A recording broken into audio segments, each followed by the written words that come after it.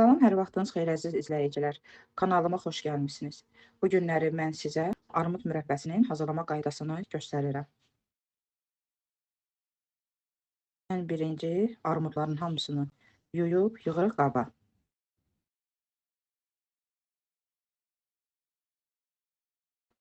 Sonra mətbəx qaçısını götürürük, saplağını, yarısını kəsirik. Onda görünüşü gözəl olur. Sonra kartof soğanla armudun qabıqlarını soyuruq.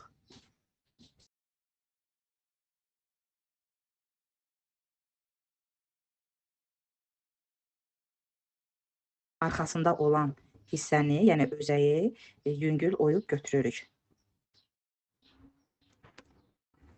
Yəni, bütün armudların hamısını bu cür soyuruq, özəyini çıxardırıq, saplağını kəsirik. Sonra çəngəllə və yaxud limon çəngəli ilə 3-4 yerdən deşirik.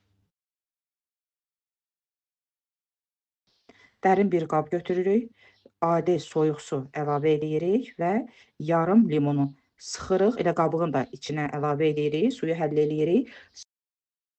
Soyduğumuz armudları bir-bir əlavə eləyirik ləyənə. Armudların rəngi qaralmasın deyə, yəni bu üsuldan istifadə edirik.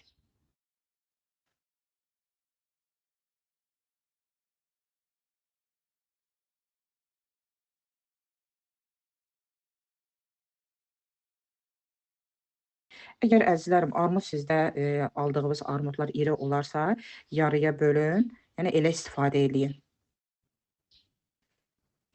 Videonun alt bölümündə, açıqlamada resepti, qədərini, dəqiqliyi ilə yazacağam. Ola bilər ki, mən video gedişatında səsləndirəndə nəsə yadımdan çıxa bilər. Ona görə siz həmişə açıqlamanı oxuyun.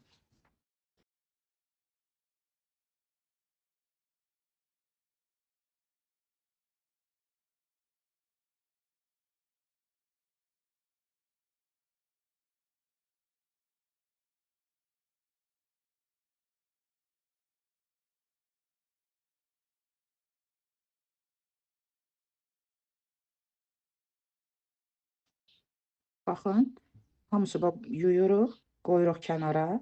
Bir ləyən götürürük, ləyənin içinə 1 stəkan yarım su əlavə edirik.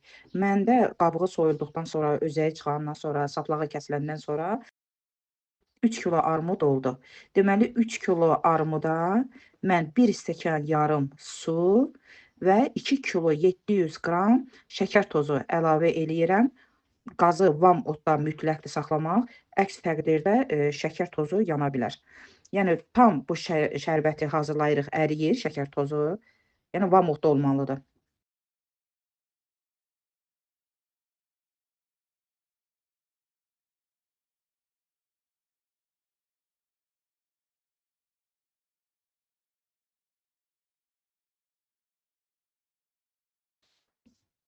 Həll olunandan sonra, əzizlərim, soyduğumuz armudları sudan çıxardırıq, əlavə eləyirik şərbətə.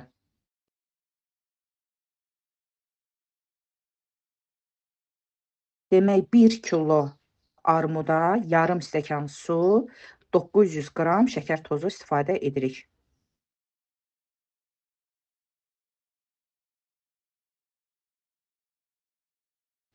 Qarışdırırıq, tam şərbətin içində olsun armudlar.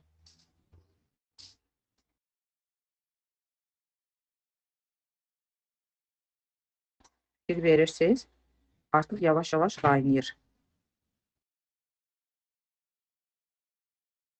İndi xırda-xırda qaynayır. Yarım ədəd limonu götürürük, süzgəcdən sıxırıq ki, tumu düşməsin şərbətin içinə.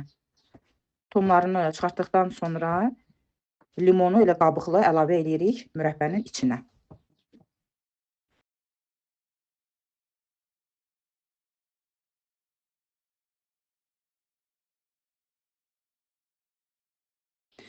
Əziz xanımlar, limon ona görə mütləqdir ki, birinci xarlamağın qarşısını alır.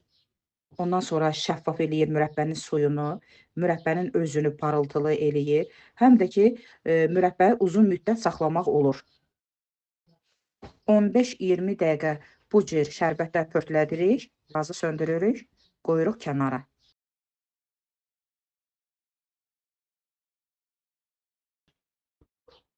Əziz xanımlar, 2 saat saxladım. Yəni ki, mürəbbə soyudu. İndi orta odda qazı yandırırıq. Mürəbbəni qoyuruq üstə. Tam hazır olana qədər bişiririk.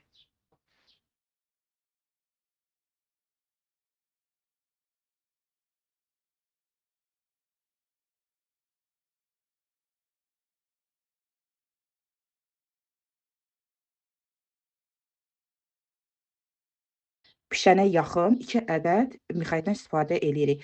Çox əlavə etməyin. 2 ədəd yetərlidir. Yəni çox olarsa armudun özünün qoxusu, ətri bilinməz. Yəni çox tünd olmasın.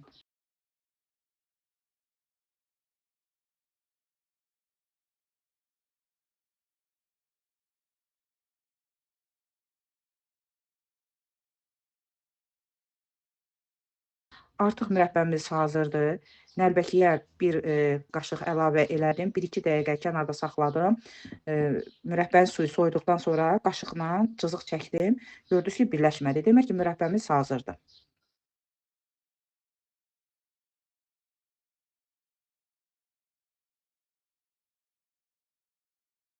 Sonra indi kəfini götürmək üçün ən gözəl üsul safet kağızından istifadə edirik.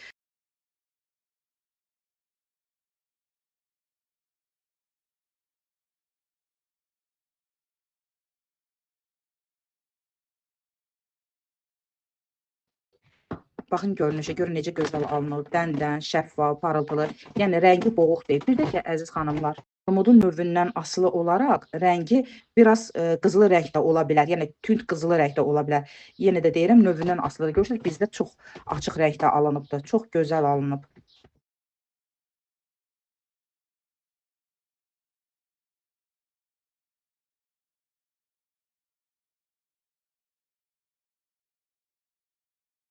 Əziz izləyicilər, siz də qeyd eləyin, şərh bölməsində qeyd edin ki, siz necə hazırlayırsınız? Fikirlərinizi, öz üsullarınızı şərhdə mənimlə bölüşün. Göz haqqınızı halal eləyin. Videoma baxdıqdan sonra like etməyi, abunə olmağı, şərh yazmağı unutmayın. Allaha əmanət olun.